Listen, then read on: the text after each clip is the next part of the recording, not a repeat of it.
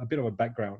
I think the last time we had this webinar, we were talking about essentially how much does it cost to have an education abroad, and we had quite a nice discussion about the cost, right? And the cost was, I think we had Brian Fernandez there at the time. He was talking about his daughter, his research, and we had Kevin Yeo, who was also talking about the cost and how to save for it.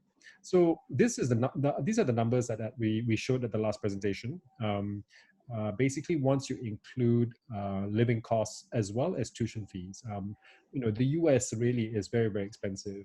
So in addition to COVID, you also get hit with a very, very hard, big, huge fees. So 1.1 million, I think, simply because the tuition fees are very, very high.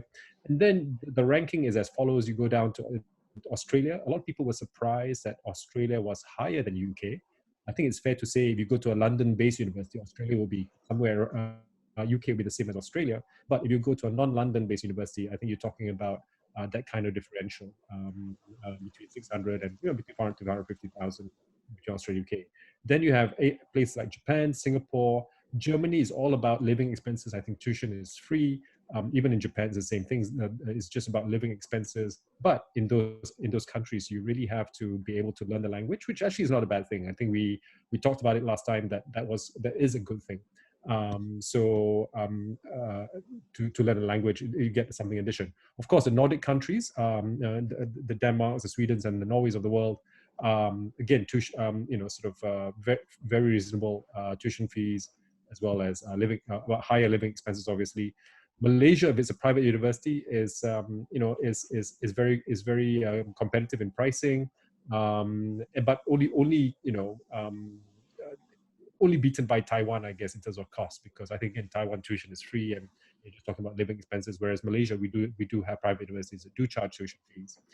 Then we actually went on to talk about the difficulty, the sort of how. I mean, these are sort of quite big numbers.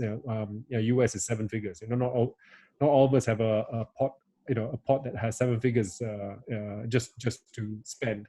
So what do we do, right? How do we do this? Well, we try to break it down a little bit into sort of more realistic terms. How much do we need to save a month in order to achieve these numbers? And we did a table which showed this essentially. So we did a table and how much you need per month to achieve the targeted amount, and then we put the countries. So you have, USA. So if you just have a child and immediately jump into action, and you wanted to save for them, you have to put per child. You have to put you jump into action the day when they were born. You have to put about 2,300 ringgit a month to get to the USA level. For UK, for example, it's about almost 1,000.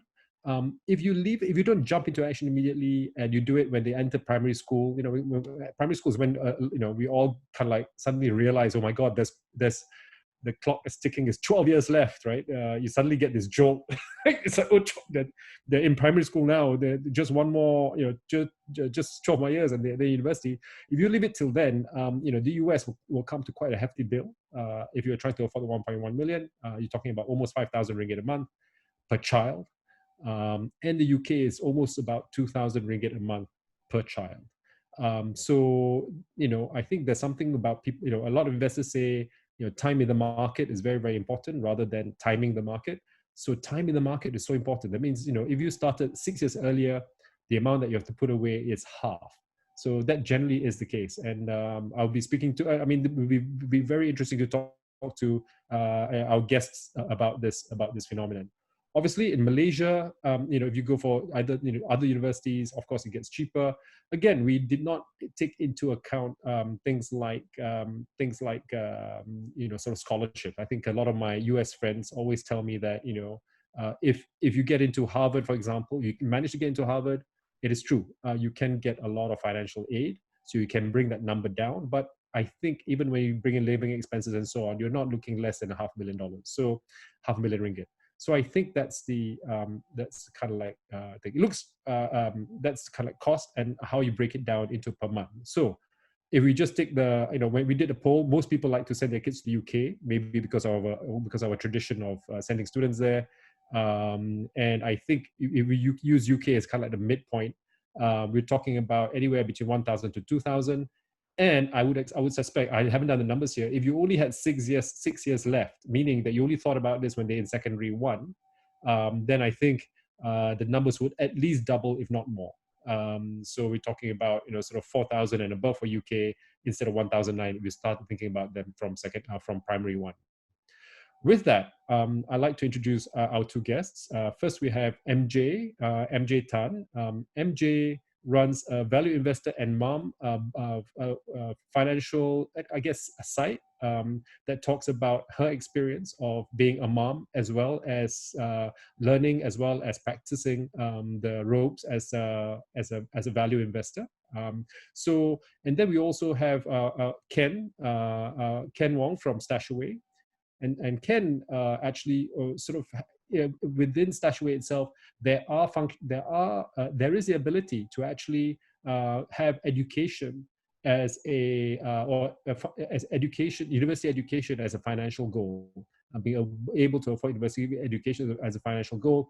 And there are ways there is actually specific sort of portfolio recommendations that can help you achieve that. So I've asked MJ and Ken, thank you very much for coming on the show. And I've asked you really because you are really deep inside this sort of investment thing. And MJ, particularly you had a baby about a year ago. It's a daughter. I didn't catch her name. You have to unmute yourself, MJ. I didn't catch her name. What is your daughter's name? Enya. Enya is her name. Enya. ENYA? Yes, ENYA. After the singer. But you had a realization. Were you a value investor first, or did you have a baby first? How did that work out? What came? I'm a teacher, if some of you may know. So I'm very passionate in terms of financial education. Should be taught in school for many of us. And we didn't get the chance to from government school. So I started reading more about personal finance and all this financial freedom, the importance of financial literacy when I was in a working environment about 12, 13 years ago. So then I started learning different sorts of investment types of, because I don't come from financial background, so I don't have that. I'm from science background. So yeah, it took me quite a while to learn about it, and I came across with value investing about 5 years ago. So I started for myself, and later on I started for my husband. So because I have this skills with me, so to start one equities portfolio for my daughter is within my competence. So it was rather straightforward and easy to go into it. Yeah. Okay, great.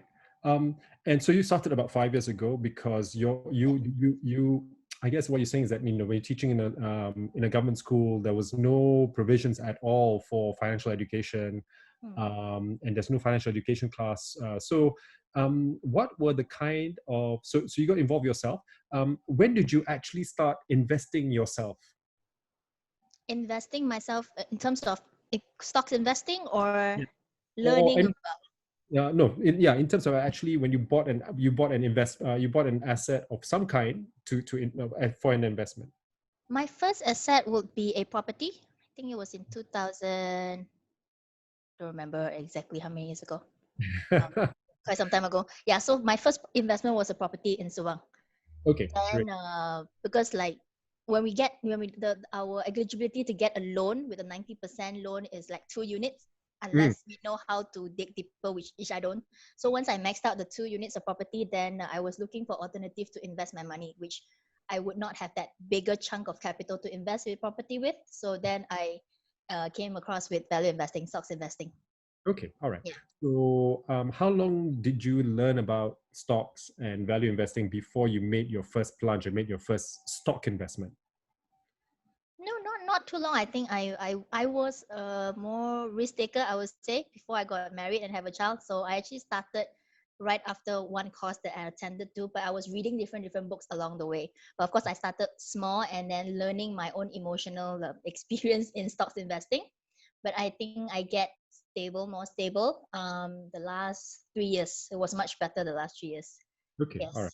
So how long, as you say, you said stable. When did you do you think you got to that stable phase, right? How many years of learning did you have trial and error?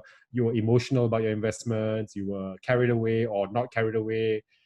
How long did that period of kind of like settling down take place?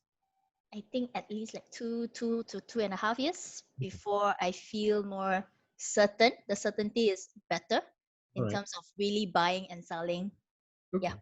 Great. So I think that's the thing, right? So I think that's what people are afraid of. I'm sure people have the same, and some people are less risk, have a low tolerance for risk compared to you. Yep.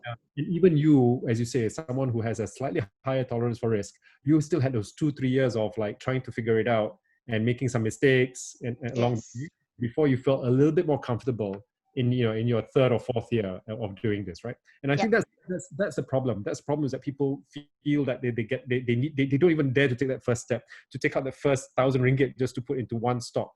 Is going to be really, really like it's painful, right? And so on. But I'm sure you did that. Now let's go on, and now let's come back to the part about education. So you've had basically, sort of I guess towards your second or third year of actually investing in stocks, that I'm sure your daughter came along. You got married, and your daughter came along. Then one really interesting thing that you said is that the first thing you did was you opened a specific we call it CDS CDS account, account. Mm. or in your name, of course, because you can't put it in your daughter's name. Yep. Uh, you put it in your name, but you earmark it for your daughter, right? For Enya, Yes. right? Mm. This is Enya's CDS account for all intents and purposes, right? Yes. Right. So what made you do that? Why did you kind of like say, hey, this is Enya's? Um, I guess was I recall back how my parents, when they actually save up so hard for my education fund, the the only way that they could go through was FD. That was about 30 years ago. Hmm. So if we were to backtrack, the FD rates that time was at about 5, lowest, highest about 8%. So that was great.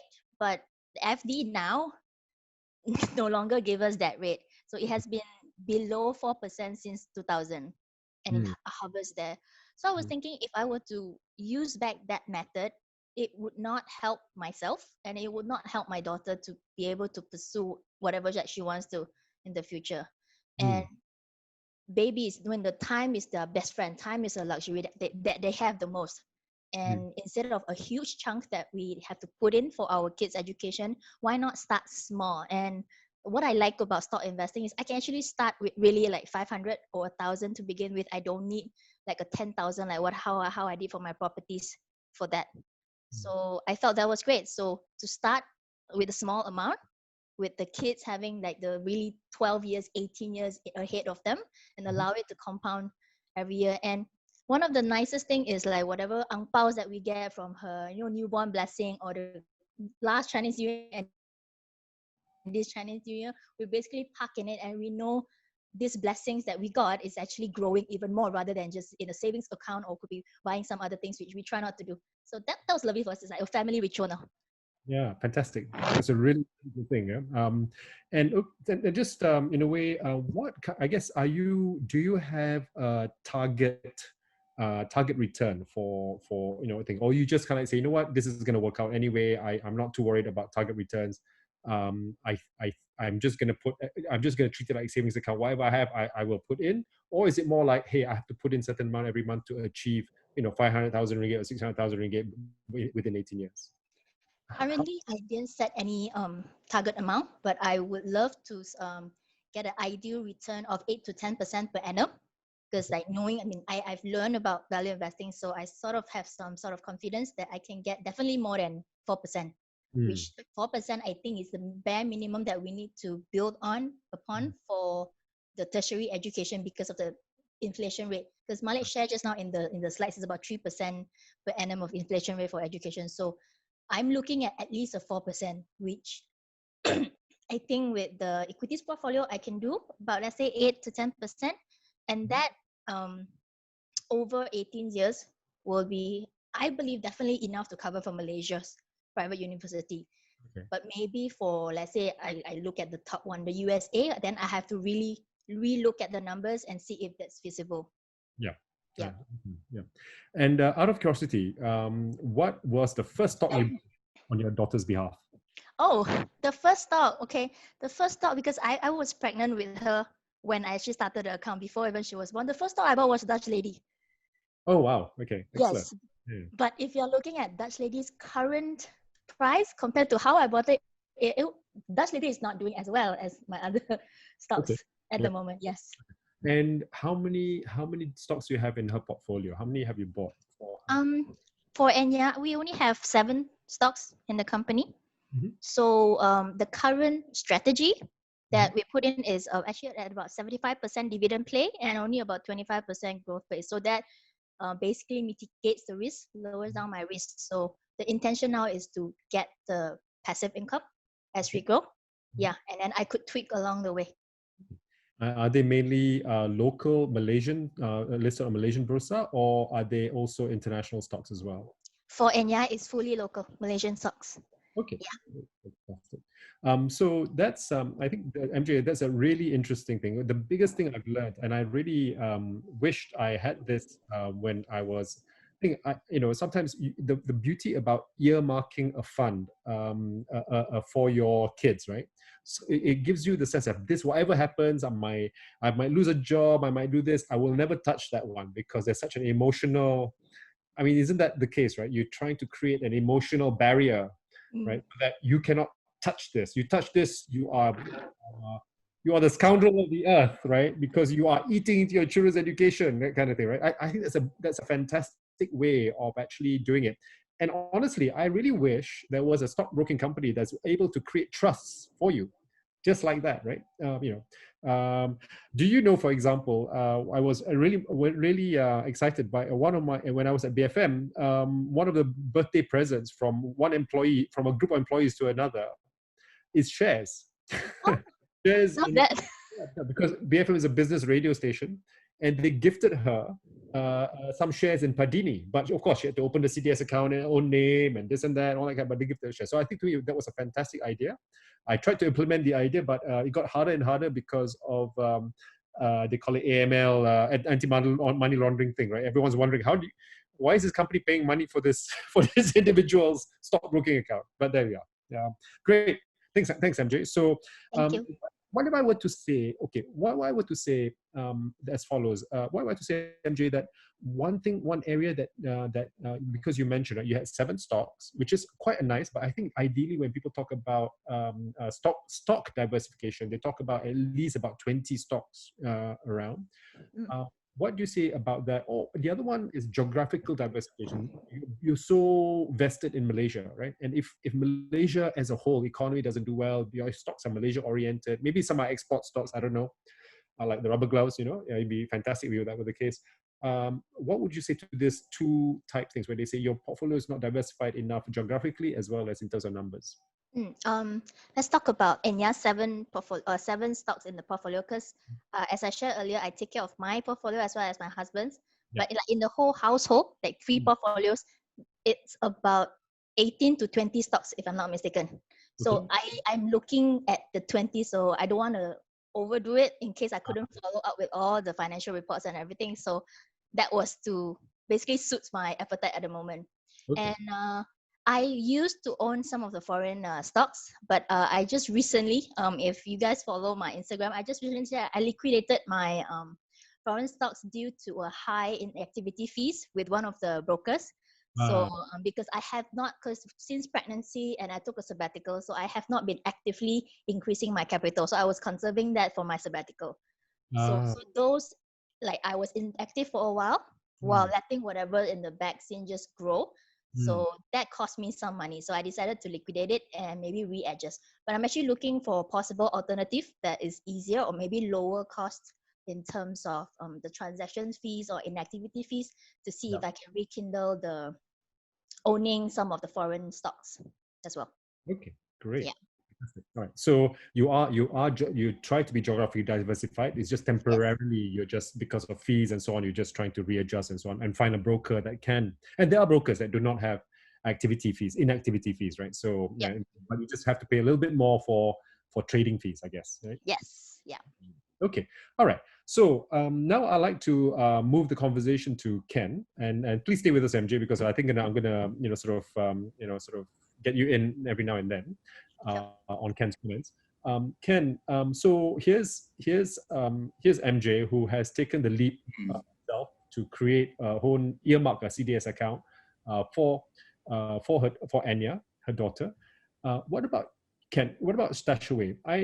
If someone wanted, the only thing I know is that it takes 2-3 years before someone gets a little bit comfortable, get your feet wet, and so on, and then there's another 2-3 years. But waiting 2-3 years is as we go, the longer you wait, the harder it is, and a lot of people are really sort of worried and like really scared. Actually, there's a fear of investing. What do you bring to the table with StashAway? Right. So thanks, Malek, and thanks everyone for having me on. I just sitting here, I learned so much already from MJ, and congratulations on your lovely baby girl. I hope that, like the singer, she brings you a lot of peace.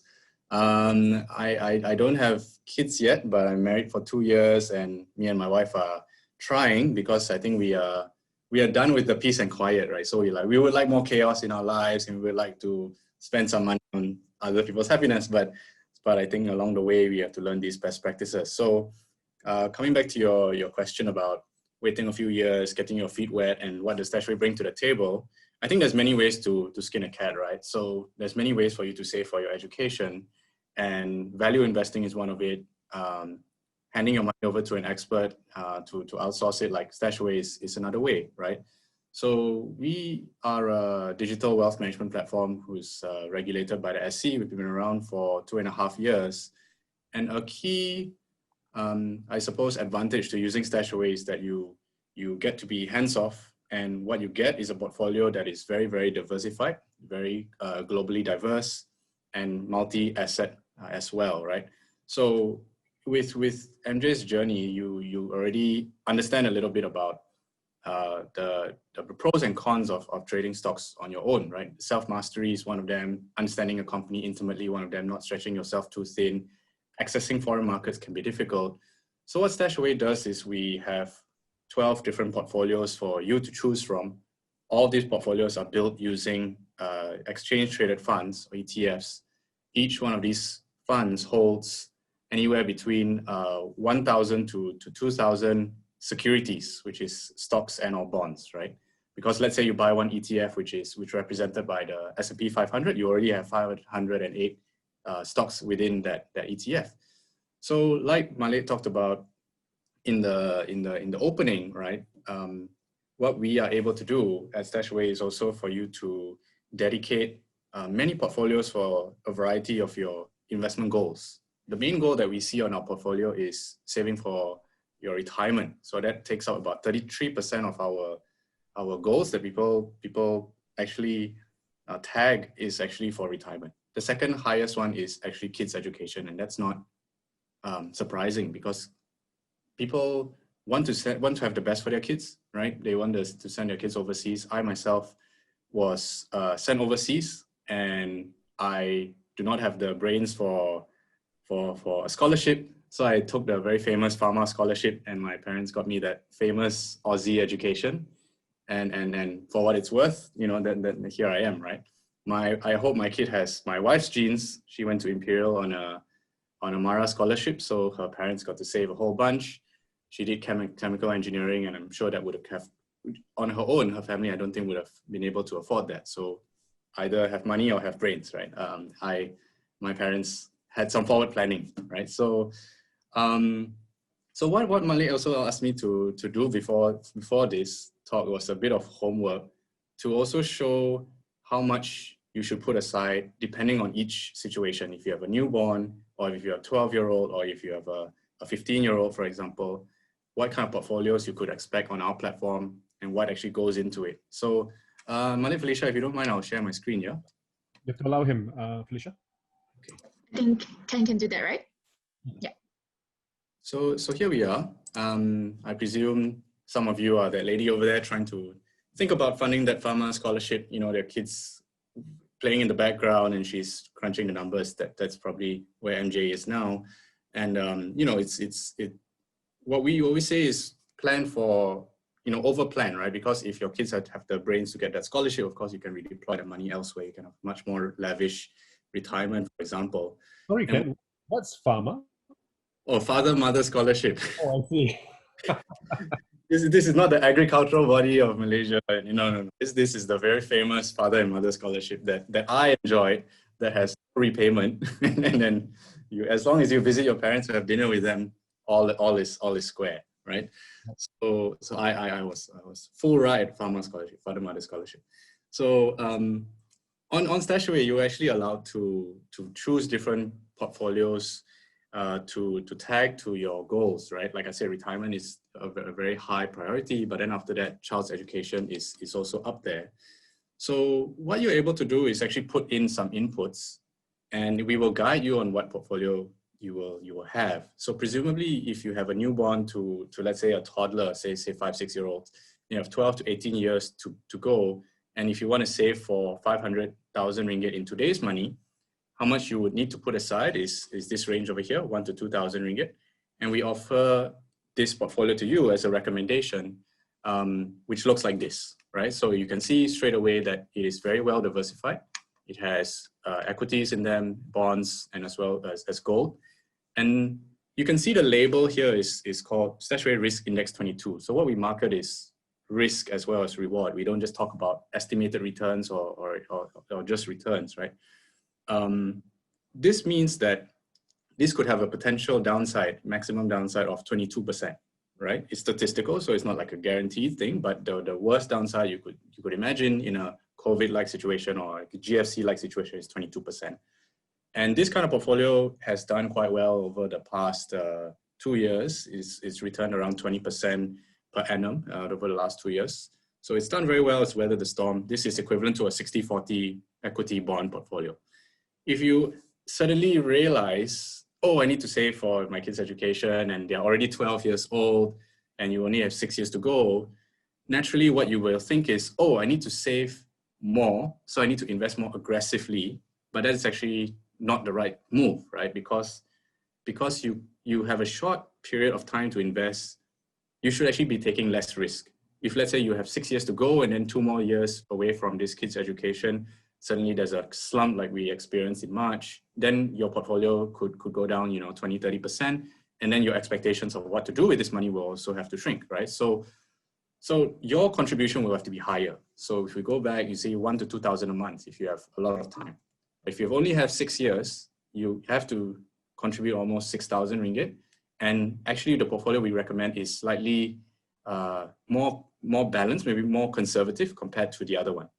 You can see here, the blue bars, 42 plus 11, right?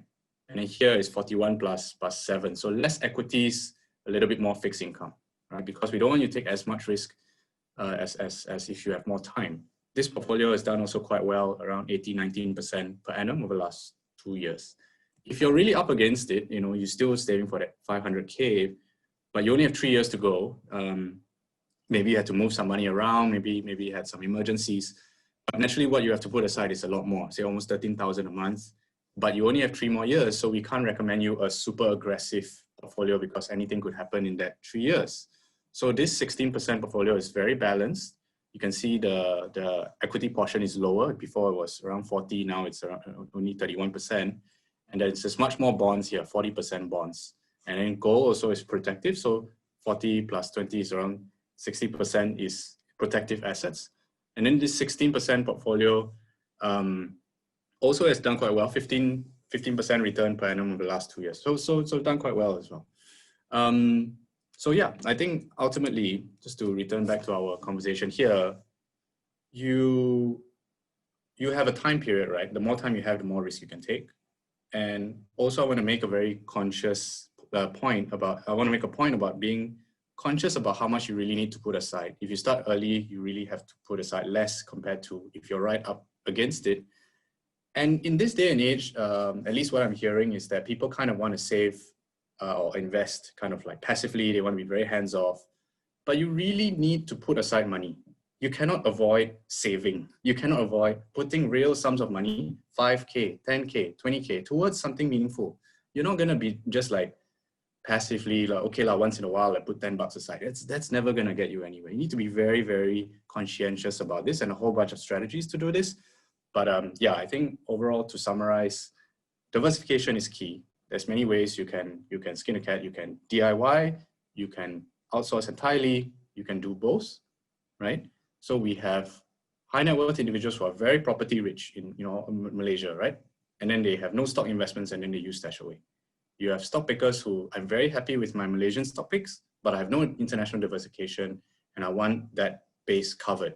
But I don't want to go pick stocks because, I don't have time and the effort required, to understand Hong Kong and the US and all that kind of thing. So I'd much rather use StashAway. And then you have people who are completely hands off, right? I have so much more obligations in life, and StashAway is my main go-to, right? So yeah, depending on where you are, there's probably a use case for StashAway. I think one of the most useful things, Ken, and one function which I think when with MJ, we talked about is earmarking funds for different goals, and you can actually earmark. This is Enya's education portfolio, and and if you have another child, MJ, you can have child number 2. This is let's say Mary's. This is Mary's portfolio to education portfolio as well. I think that's wonderful. That emotion, creating that emotional sort of wrap around each portfolio, so you would not touch it. You're actually doing very, very custodial things, and then you can also set up. Those are the kind of like those things that I won't touch, and then you can set up other ones like my retirement portfolio, which you can you're like, all right, that one I will focus on the kids first. If I need to take money out, I'll take money out of my retirement portfolio first, etc. Can you maybe elaborate the kind of like what other is that the kind of like when I saw you put that slide out about education goals? Is that what you can do? You can create as many portfolios as you want? Yeah, correct. So you can have a retirement goal, and that retirement goal will have a different kind of portfolio attached to it, maybe something higher risk because you have maybe 20 years from retirement. And then you have a kids education goal, which maybe you are 10 years away from. So that will be slightly more balanced. And we don't limit how many portfolios you can have, right? So whenever you deposit that time, you can also redirect how much of your theoretical 10K you want to put towards what portfolio. Because you shouldn't be taking the same risk for a short-term goal as a long-term goal, right? And I think that ring fence also helps you think more critically about how much each goal is really worth, rather than thinking, one day I want to be ambiguously rich, right? Which is nice, right? But like, if you want to deliberately plan towards that, like you can't just dream, right? You need to really quantify and objectively prioritize things. Yeah. And there's other, and I think the other functionality that I like about StashAway is the fact that it's not just about lump sums, right? You can create a monthly, like remember we talked about, you need to put away, if your baby's just born like MJ, you need to afford UK, you need to put about 1,000 a month straight away, right? And you can do this with StashAway, right? You can sort of say, hey, please do a direct debit from my salary account, right? I get a salary or whatever it is, take a direct debit every month of 1,000 ringgit. Is it possible to do that?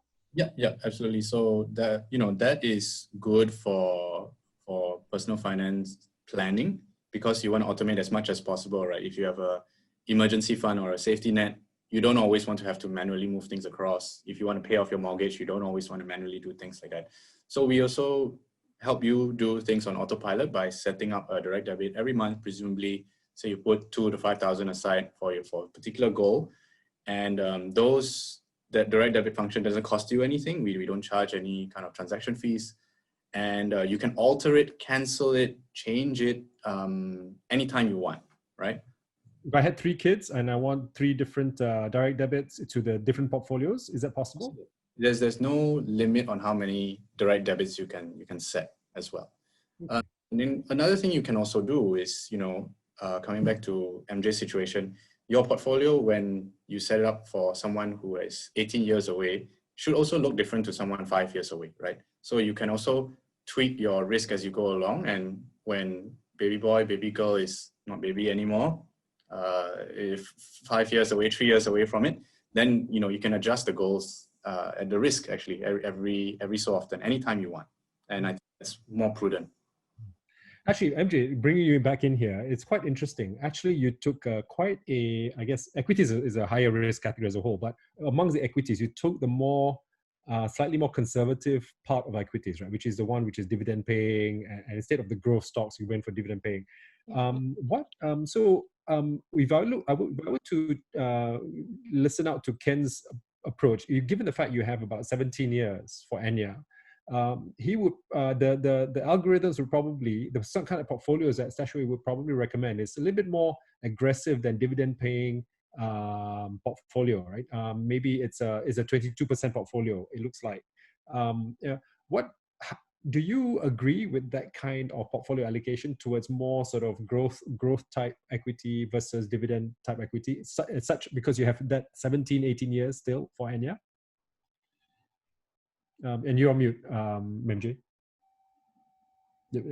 Was the question addressed to Ken or me? To you. So so basically, his if you were to look at his portfolio recommendation, probably given that you have 18 years, the portfolio probably look a little bit, at least the equity part would look a little bit more aggressive than what you have right now. You have a bit more of a dividend type. Yes. You're looking for dividend as opposed to sort of growth and so on.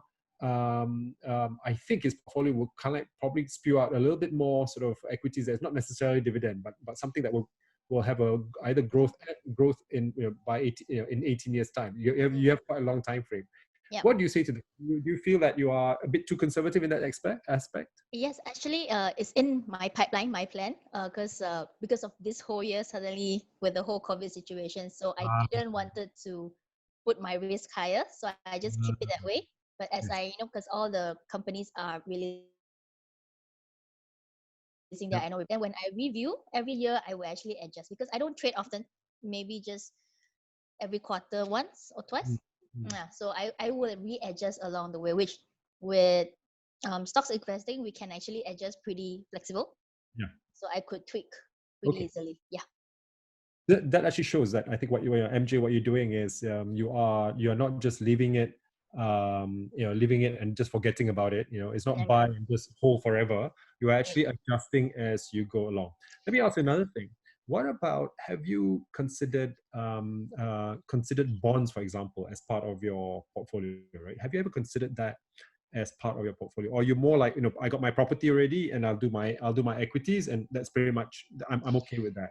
Yeah, because as I said, I wasn't from the finance background, so I may have limited knowledge in terms of like different that there are bonds out there, there are options or futures or commodities. I'm not good with them, and I didn't spend that much time to dig into it. So I'm just keeping it within the few assets which I'm a bit more familiar with, which is properties, stocks, and I'm actually reading a bit more on cryptocurrencies as well. Okay. Yeah, so the majority of my portfolio or the family portfolio still falls within the properties and stock equities. Okay, great. Yeah. So I think and also bonds is not so easy to access, right? And I think that because they do not they don't parcel it out to smaller portions. Yeah. Not in retail. It's generally kind of thing. If you with the 18-year time frame now that so there's, do you what kind of people do you think, now that you've gone through it yourself, what kind of folks do you think should outsource it to someone like StashAway, or do what you do, which is to do it yourself? What are the kind of like folks that you feel, now that you've gone through it, should go your route and do the research and stock picking and and then look at annual reports, versus sort of like kind of say, okay, you know what, this is to do it or to pass it to other people to do? Oh, well, I think first thing first, if you do enjoy reading and you like to know what does a company do, how do they plan ahead, that first thing first, I think the criteria you really needs to love reading and love understanding what is a business trying to achieve maybe 5 years or 10 years down the road. But let's say if you are a person that maybe ticks off when you see a lot of numbers, then getting someone to support you will be really, really great, because when I first started, those numbers is really horrible. If you really want to at least have some own hands in it, then why not? You can actually adjust like half of it taken care by Robo-Advisors like StashAway, and then another half of it you can, dip your toes inside to have your own experience with it. Because I think it's the emotion size. It's also a very it's a good growth learning for myself to learn about from a person that is not good with numbers, and then I'm slightly more comfortable now. Yeah. I mean, it's always good knowledge, right? I mean, Yep. the sort of is never a loss to kind of like learn and get it on board. And even if you might burn a little bit, but burn a little bit, like don't burn your whole hand. Just burn a little bit. Yep. It's okay, right? Just so that you feel that mental thing, and you learn hard. I think you learn well if you make mistakes, right? Yes. I mean, I've had my fair share of paying my tuition fee to the stock market before I really generate some return. So yeah, Okay. that's true. Do you mind sharing some of your your learning, your education fees? Before I dive deep into value investing, I was in options trading for a year. I think 1.5 years. Wow. So then yes, but I didn't like the stress because option trading I need to monitor whatever fluctuation closer, and because Malaysia don't really have option tradings, it's based on US. So I need to be like awake at night. So like when let's say a day that I didn't get good trades and then I get stressed over the whole night, then I don't get good rest. So the whole year of options trading experience wasn't good. So I decided that this is not for me. So then I let go. So but it's like it's nice to want to explore to different type of investment, but you might have emotional burnout as well as financial burnout. So I'm not sure if this is a good advice to share. Yeah. So yeah. So don't worry, we have CFP. We have two CFPs in this conversation. One is Ken, and one is me. We sat the exam together. I can categorically say, if you're a novice, don't touch options, please. Don't touch those things. There is an expiry date. There's something called a Black and Scholes option that I studied during my MBA program. We studied it for about 3 months in advanced finance, and I still don't understand it. Okay. So, and we're talking about the best finance courses in the world. I can't figure it out. I would say categorically, please don't play options trading. There's maturity that's involved. Your value can go from to zero very, very quickly. So yeah, that's it. So yeah, so of course, it's because you're a novice. Yeah, the ads come, right? The adverts come. The I'm sure when you were surfing the web and things like that. Oh, options trading, and they all come to you, and so on, right? And then yeah. But you also mentioned something really interesting, though. Now you're exploring Foreign stocks. no, foreign stocks. Foreign stocks is fine. Oh, crypto. Crypto, yeah, you're exploring crypto. Tell us a little bit about that. Sort of, why are you sort of suddenly, the crypto is becoming a bit interesting? How should I go about it? It was true. We have a small circle of friends who are more into like investing and stuff. Because especially in the female communities, we hardly have ladies talking so much about like personal finance or like financial education. So when I have a good group of ladies friends, I appreciate them by sharing different things, and they will share which book is good, or which course they may have attended that actually gives them a bigger perspective. So I got the chance to attend one of the course and to understand basically what cryptocurrency is. Basically Bitcoin. I wouldn't say the other different coins. So, and it relates back to in some ways it is a digital version of gold. I'll just put gold because it is a limited quantity and it makes it valuable in some ways, but of course it is still at the beginning stage, although recently it just soared up to one of its highest peak. But yeah, and if like new assets like this, I would not put a big chunk of my investment capital. It's really like just less than 5% of the whole investment capital. So like in a way diversifying, not just on stocks per se, but it could be on various assets. So that was one way of my diversification, but I'm not advising anyone just to jump right in. Yeah. Okay, good. I think that's yeah, but you're right. It's interesting. It's becoming a little more mainstream. I hear that, for example, even DBS Bank in Singapore is creating a not necessarily some sort of ability to buy it. Yep. And so I think this is becoming a thing. But you're right. I think it doesn't generate an income. Mm. But it is like gold. Gold doesn't generate an income, but it is a kind of like people are still figuring out what makes it go up, what makes it go down. Gold, if there's uncertainty, you buy gold, right? Mm. But we don't know yet what makes people buy Bitcoin. What is it? What are you hedging against, right? So, because when the markets crashed, Bitcoin also crashed, right? And in those days. Okay, so I think just so long we put a lot of caveats around, basically this is a new form of asset, and you have to kind of like, in a way, let it settle down and so on. And it depends on your risk appetite on something like this. I certainly do not make that as part of Bitcoin your portfolio, right? If you want to try and make it a small part, as you say, it's something you can lose, try it out, go for it, right? And I think that's the approach that you have. Ken, going back to sort of education portfolios again, if you were in MJ's situation today, let's just say you and your wife, you're not at this webinar, you're actually busy making babies, and 9 months later, poof, there's little Kens running around. Well, one Ken at least. What if you were to go on the StashAway portfolio? I'm sure you would do a StashAway portfolio for them, for her, let's say. What would you do?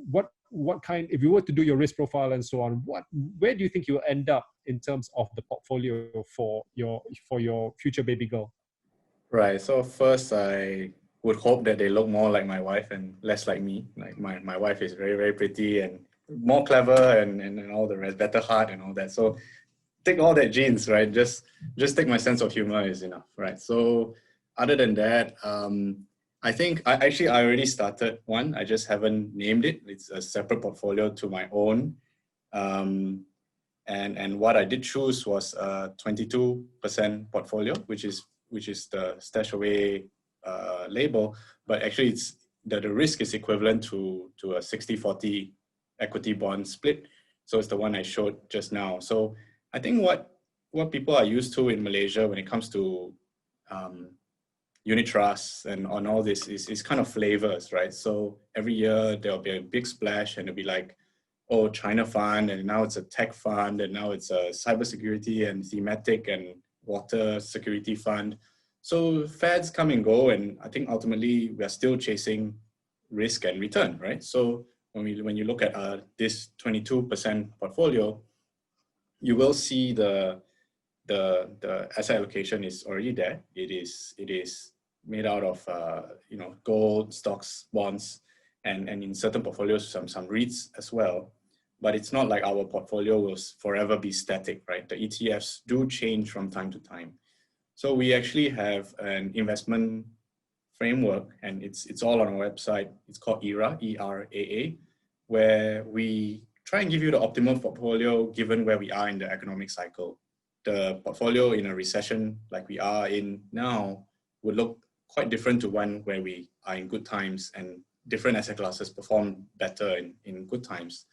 So when you think about investing and you think about maybe value investing, the term long term comes into play, right? And everyone starts off wanting to be long term, but it's very difficult to be long term, right? Because there's so much volatility, there's so many distractions, and it really tests your resolve. So what we try and do is to make it easy to hold on long term. By giving you an optimal portfolio given where you are in the economic cycle, the returns and the risks are moderated.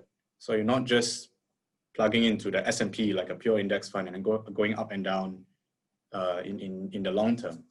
You are actually getting very decent risk reward kind of returns every year, so that ultimately when you want to do when you want to spend on your kids' education, you'll be fine, and we help you actually hold on, right, by minimizing the volatility. I think that's something people don't really know unless they've spent many years and they really know their risk tolerance. So on top of that portfolio that we offer, there's also some intelligence behind it. Yeah, actually it's interesting. Sometimes when people ask me to explain StashAway, I said it's like the modern, we used to have the Amanah Saham Nasional and Amanah Saham Berhad, right? Is basically the modern equivalent, the 21st century equivalent of an Amanah Saham Nasional or Amanah Saham Berhad. It's not guaranteed, for sure, but I think it's supercharged, simply supercharged because It's not, they give, even Amanasam Berhad or Amanasam National, they are, a lot of it limited to domestic stocks. I know they have a bit of a foreign portfolio, etc. But I think with something like StashAway, it's like you get that diversified, diversified international portfolio, of which, Malaysia is a very tiny portion, Very tiny. a tiny portion, but it's a global portfolio. I think that's the most amazing thing. Maybank has this. This thing about democratizing democratizing finance. I think that's one of their taglines before. And to me, democratizing finance, meaning that with your first ringgit of investments, with your first 10 ringgit investments, you can get access to an international portfolio. I think that's pretty amazing. That's basically getting, usually only the private and high net worth individuals can do that. Now, individuals with 10 ringgit can start doing that. Yeah, absolutely. So, Ken, I think just now we heard MJ. MJ, with her own investing, is targeting a portfolio that will, minimum 4%. She's confident of getting, right, MJ? But you're aiming for 8% per annum, which is actually, interestingly, the target that, if you wanted to even put away 1,000 a month to get to 500,000 ringgit education fees, that's the kind of like return that you need to get. Ken, is 8% per annum achievable with a combination of StashAway portfolios? I know you mentioned you got 20% per annum for 2 years, for the last 2 years, but that's only 2 years, right? In the long run, you think that StashAway can, you have a reasonable chance of getting that 8% per annum? Yeah, so our target returns is 4 to 13% with the span of our portfolio. So 8-9% is somewhere in the middle, balanced kind of portfolio. I think having a very good understanding about what is a good return is something Malaysians should really understand, because we have a few benchmarks in our head, but when the marketing guys come around, it gets skewed a little bit. So the benchmarks, I think, in our head is EPF gives me 6%.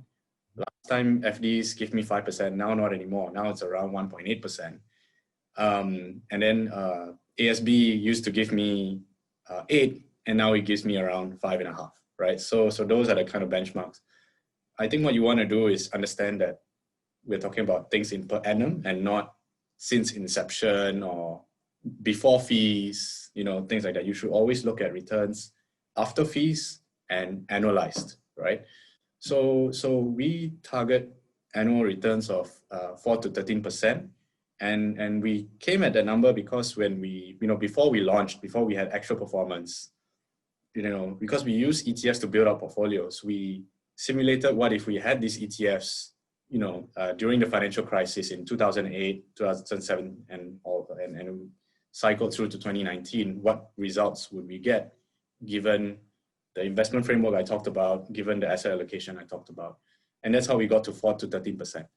And so I think ultimately it's quite guided as well. So there will be years where it's up and down, but the portfolios do what they're supposed to do. The high risk ones will do very well in up markets.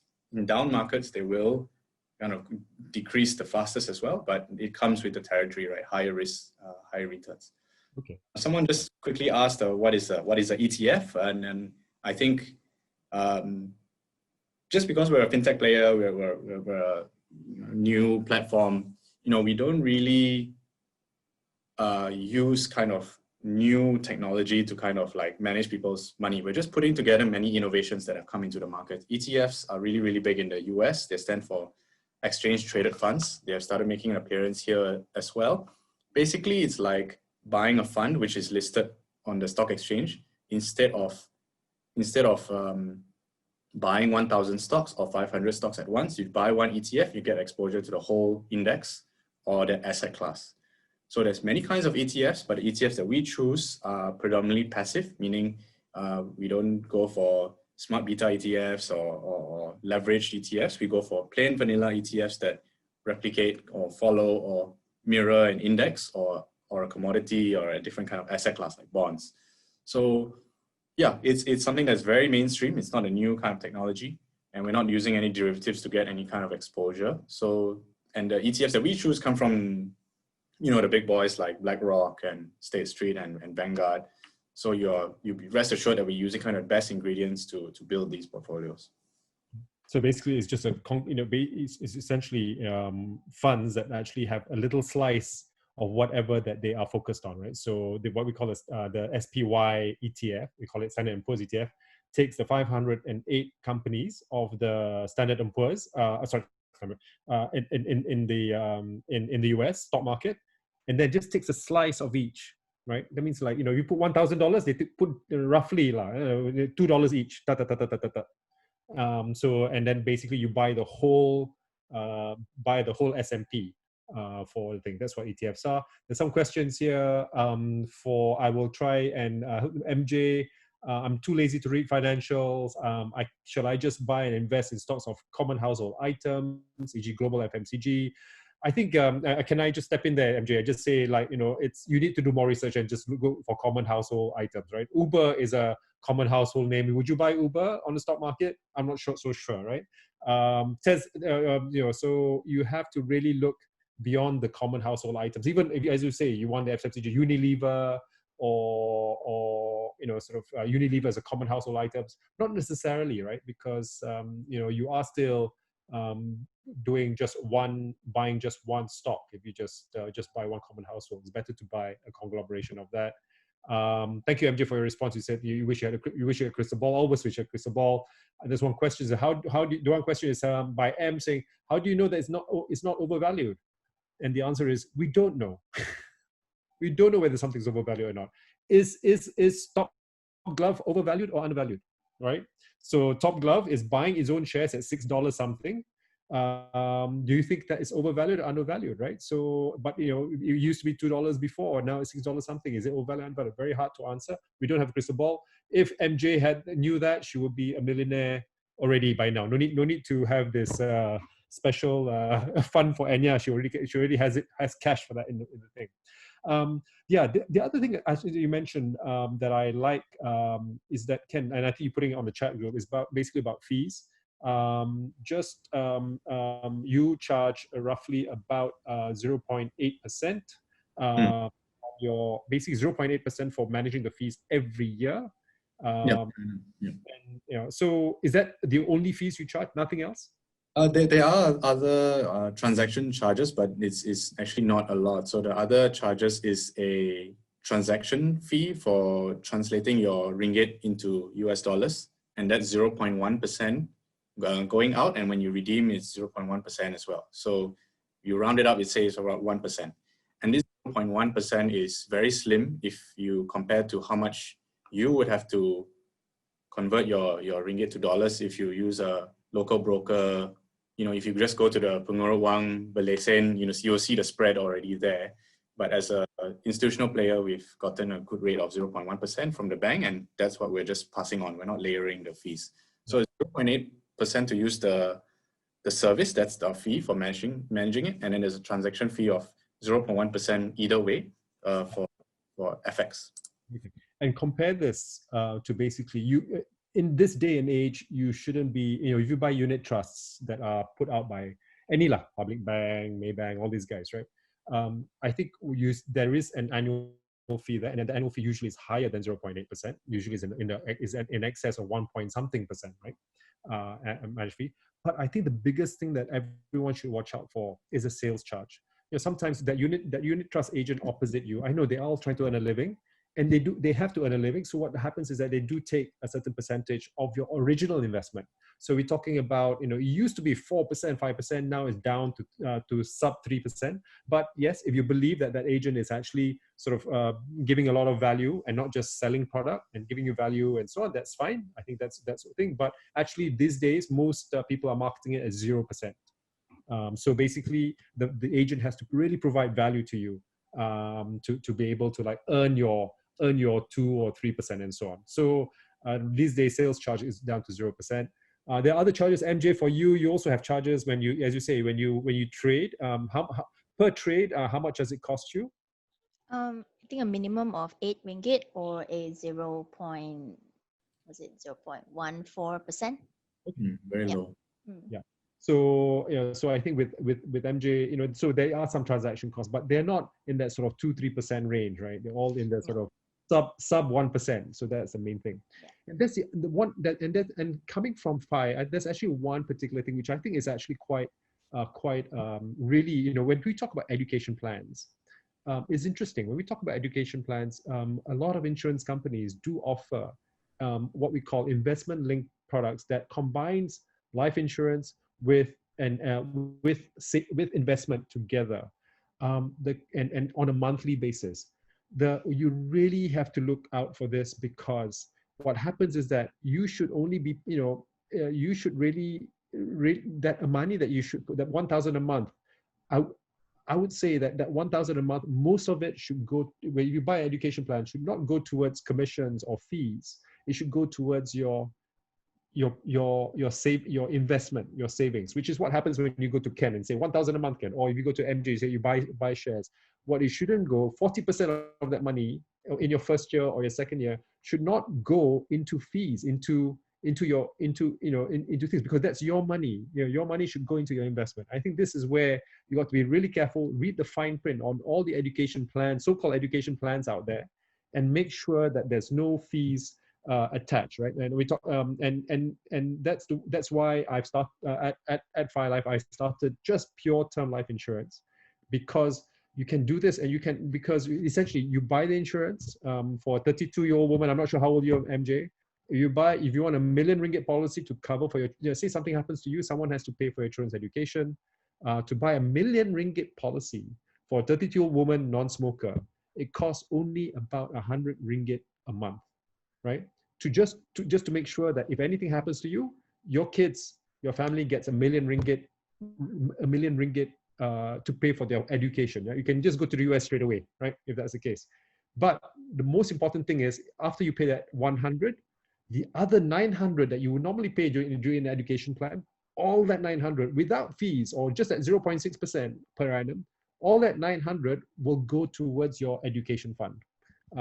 That is, I guess, what we're trying to promote at Fire Life, is just to buy insurance, just to make sure you can get that 1 million ringgit cover for your kids, as you said, or if it's you're going for UK education, 500,000 cover for your kids, and then take the rest, all the savings from not having to pay all this big distribution charges for an education plan, go to, either be a value investor like MJ, or go to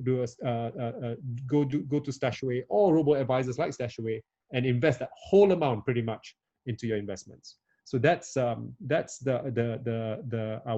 plug for Fire Life, and that's the reason why I did Fire Life, because the amount of distribution, the amount of agents' fees on education plans is ridiculous. MJ, you're nodding ahead. Do you have an experience of this? Not for my child's education fee, but I think I started with one of, they call it endowment plan. I think it's an insurance that's supposed to build up the retirement plans, but I actually terminated, I think some years ago, because the value seems to grow, although it was mentioned that it's supposed to grow. So in the end, I took charge of it. I think before I started like value investing, doing it myself. So I terminated, I took off whatever remaining cash value that I have, and I do it myself. And the results, I believe, it has been better. Yeah. I also have some input, Malek, about ILPs. To us, they're basically the devil. I mean, it is very, when you put two things together, you're not achieving the primary objective of investment nor protection. And the worst thing is you don't understand the fees that come along with it, because it's embedded in the product, right? The distribution charges are within the premium itself, so you don't know why something is expensive. And then also they lock up your funds, right? They pre-commit you to something, otherwise they stop your coverage. And then those labels around education plan or retirement plan, endowment plan, if you look under the hood, it's all the same thing, right? And I have so much against it, which is why, conversely, when we do our talks and people ask us about protection, we always point them towards Fire Life, right? Term only, life only.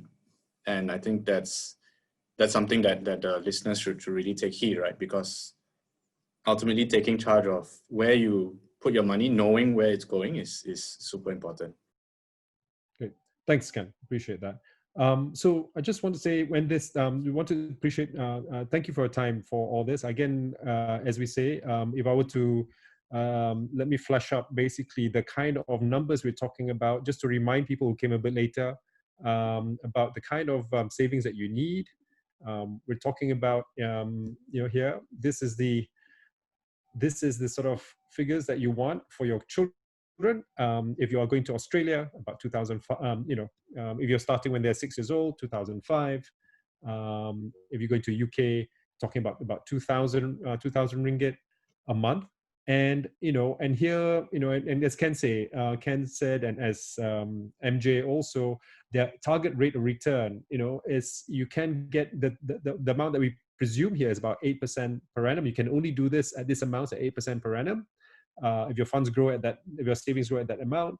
And I think both MJ and StashAway, this is within their sort of their target returns for them for herself in MJ's case, and for StashAway as well. So and for those of you who want to know a little bit more about how to do this, I think Ken has already given his email, his website address. MJ, feel free to put on the chat group your how to sort of read your blog, the link to your blog. And also for us, if you want to know more about how to, sort of insure yourself to make sure that, there's no problems at all with your children's education by buying separately, and this is important, buying separately insurance for them. So you can get ringgit 1 million cover for a 30-year-old woman for 100 ringgit a month. And then you just spend the rest of that money, the rest of your, whatever amount that you can save into your own DIY education plan with StashAway, or then I think you're setting yourself up well for being able to afford that the education for your children. With that, just wanted to thank Ken and MJ. Thank you very much for being on this, and look forward. And please, if you have any comments, just contact us at sort of hello@fi.life with any feedback.